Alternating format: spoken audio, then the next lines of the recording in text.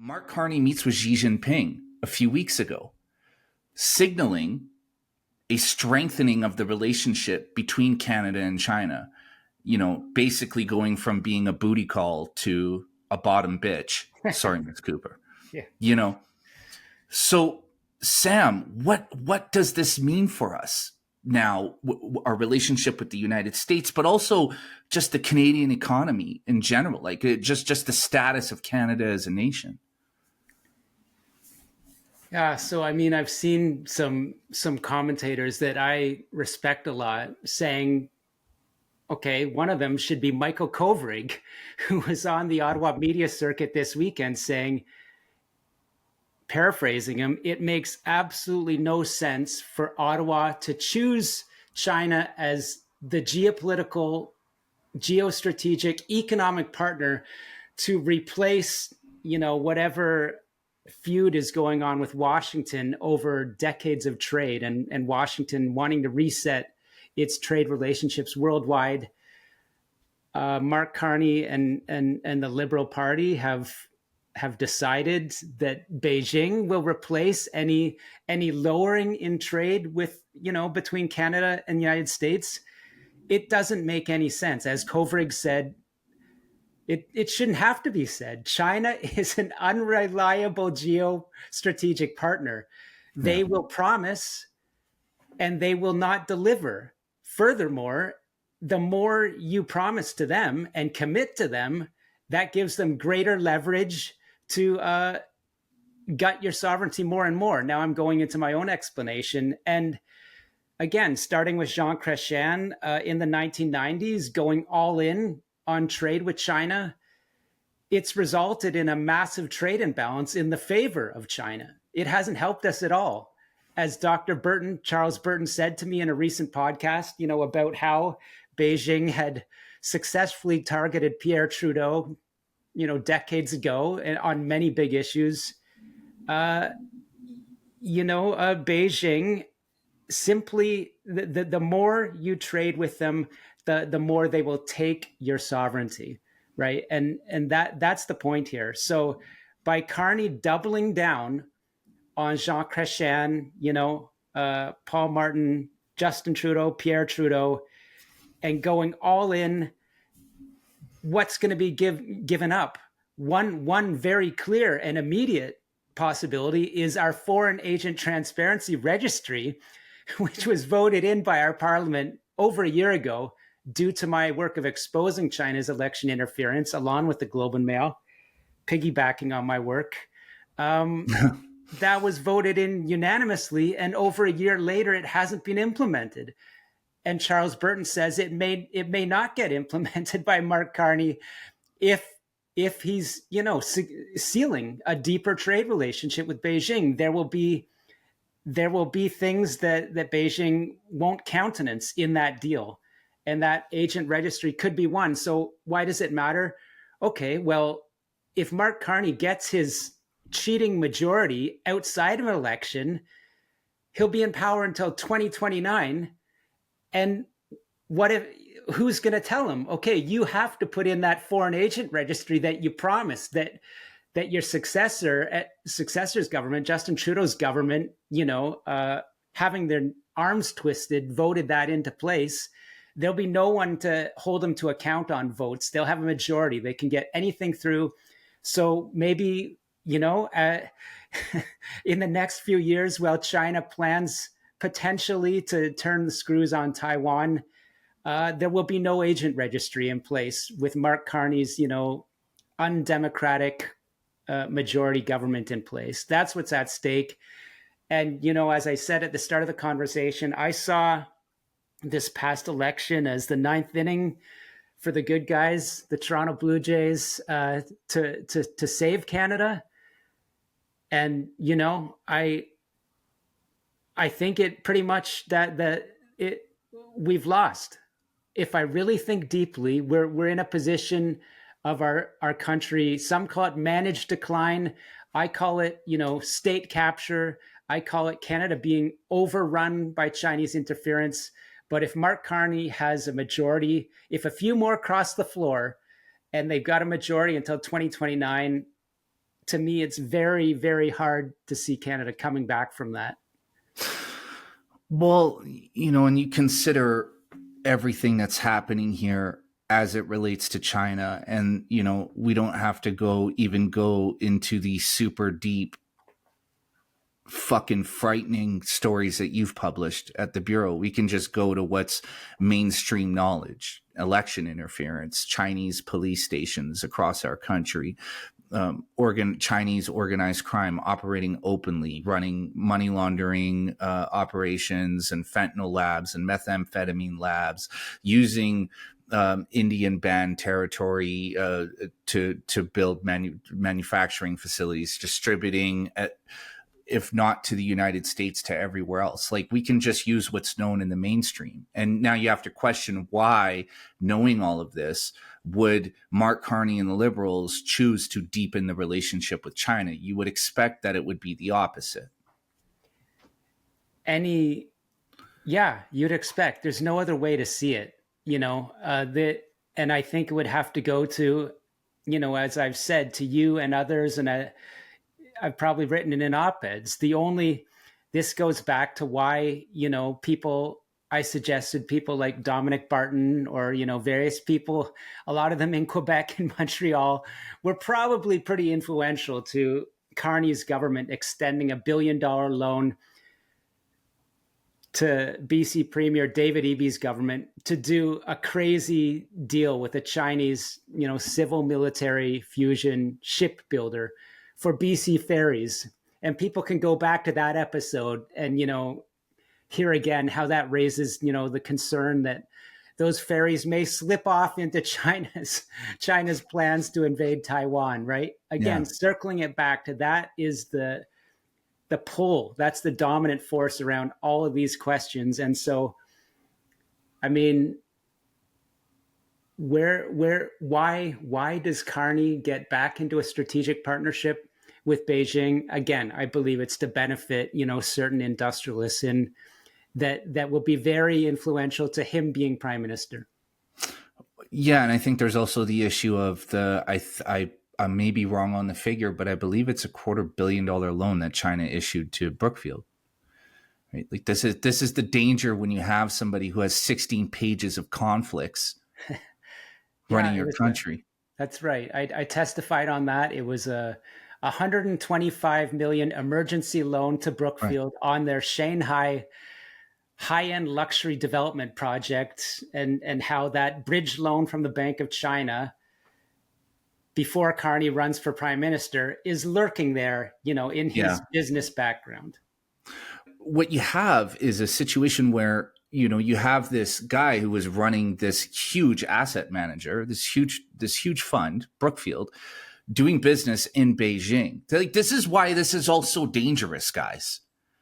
Right? Because now we are distancing ourselves from the United States, the country that we share a border with, still happens to be the most powerful country in the world in terms of military strength. And we are closing the gap between Canada and China. Like, I wrote not too long ago that, breaking news, Canada refuses Trump's 51st state invitation and accepts China's invitation to become the 22nd province. Yeah. That's what this is. Like, and I can't help but wonder, and not even wonder, I mean, instinctually, I know that this has to have something to do with his pre-existing business and financial relationships. It has to. Yeah, it's kind of a chicken and the egg sort of question. It's like Mark Carney is who he is because he comes from that Eastern Canada network of deep, decades of privileged investment into China, granted by people that I've just learned, a known Chinese spy that went to the University of British Columbia, started something called the Canada-China Business Council, and curated investment of Canadian elites that circulate that business council into China. Again, getting back to Brookfield investing in, that Shanghai luxury real estate, that no one gets access to that market, especially in Shanghai, where the CCP and elite of China has a lot of property without being approved by the party. And it just all, again, I believe Mark Carney, he comes up, he gets rich from that milieu, if you want to call it, in Montreal, the kingmakers of liberal prime ministers mostly. Yeah. And so, Sam, in closing, because I know you only got 10 minutes left, you got a world to save. So we can, we'll introduce this idea here. Maybe we'll go deeper into it in the next conversation. But what this leads to is a recent congressional report on China's global influence. Sam, can you go into that? You published a story on it. What is in that report, and what are the concerns coming out of the United States? Yeah, so this is the CCP Select, that is the Select Committee on Competition with the Chinese Communist Party, as they call it.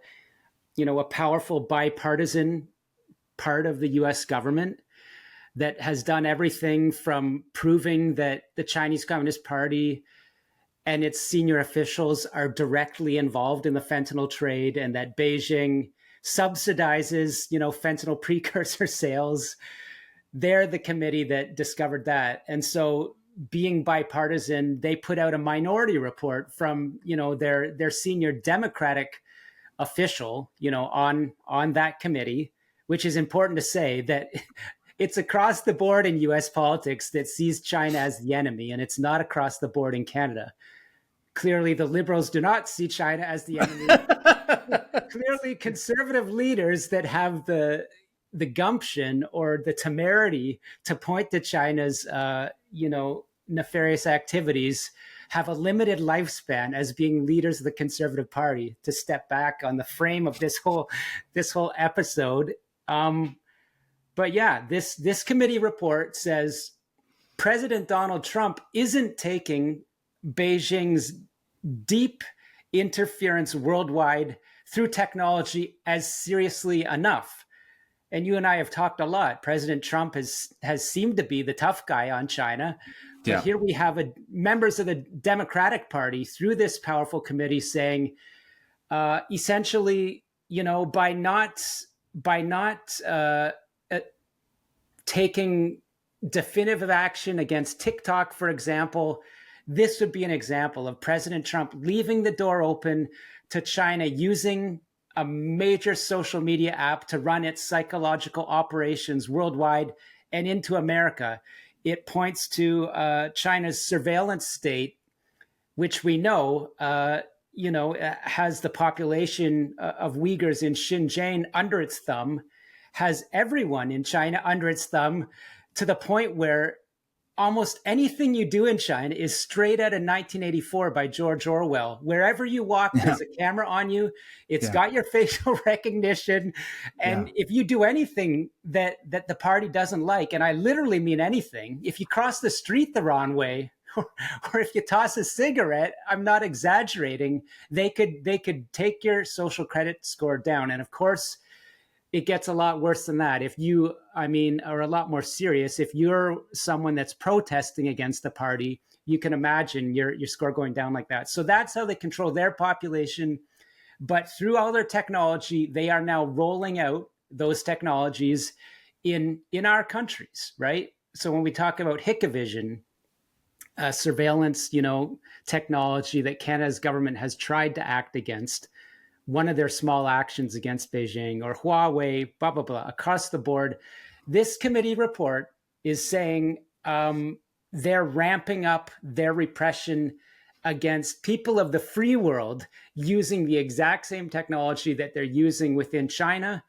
And President Trump, for all his tough guy image on China, is giving them a pass. I think the argument is, as he probably looking towards the midterms and wants good results.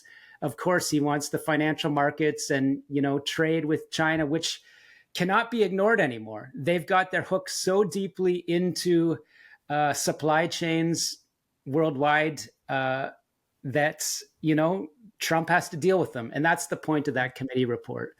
You deal with them at your peril. That brings us back to Mark Carney. I mean, do you deal with them with your dukes up and get, a reasonable security deal, or do you just open the door like Mark Carney appears to be doing? Well, and that's the thing. It feels like elbows up is belly up.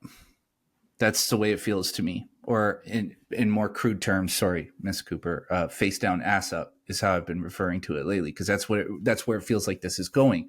You see, China is so deeply involved in global economies and trade that you can't purge them even if you want to, even if you try. And look, to me, it's very suspicious, and we'll cap this off with a little bit of tinfoil hat. Put that right on there. You have this censorship, hate speech, the data scraping legislation in bills C8, C9, C12, as Bruce Party also illuminated, Bill C5, which is a property bill. You have all these bills passing that are slow, that are not even slowly, that are rapidly stripping away our freedom of speech, our freedom to communicate, our ability to share information, our ability to even share symbols, our ability to say things that one or another group may find offensive. And this isn't just happening in Canada. This is happening in Britain. It's happening in France, Germany, Ireland, Australia, New Zealand, all of the Western nations. Same thing is happening. You also have Palantir building a nationwide surveillance system in the United States, which the U.S. will position as being a method of national security, a method of defense against the systems that are going in everywhere else. But it's essentially the same thing, right? And all of this very closely resembles the systems that they have in place in China. Yeah. And I'll add this. There's concerns around everything you say there, real concerns. It's just becoming more and more clear, with what's happening in Britain or other countries, that there are foreign nations that will take an interest in those types of laws. And I know this for a fact because I researched the media entities which were involved in the attack on Kenny Chu in 2021. Because he proposed a foreign agent registry, he was smeared as an anti-Asian racist. Remember, he is Asian. And then media entities platformed his liberal opponent named Parm Baines, who said, I don't agree with Kenny Chu's bill. I find that to be sort of a racist policy. And soon after, the senior level of known Chinese United Front Work Department certified officials who can be seen photographically meeting Xi Jinping in China, they're out campaigning with Parm Baines, which I believe is another textbook case of foreign interference. Could be, one of those ones up there with potentially Kevin Vuan being an MP attacked in the 2021, was it? Or was it? Yeah. In one of our recent elections. And so the issue here I'm saying is those same media entities in their, Beijing friendly op-eds, they write that they have, in giving an endorsement to the Liberal Party of Canada, they literally say the Liberals will put forward the online harms, hate bill within 100 days of taking power. And this is one of their arguments why they should be supported, right? And so I do say that absolutely, is China interested in all of the, the censorship or media adjacent or internet bills the Liberals are proposing? No, not all, but I know at least the one I'm looking at, they are.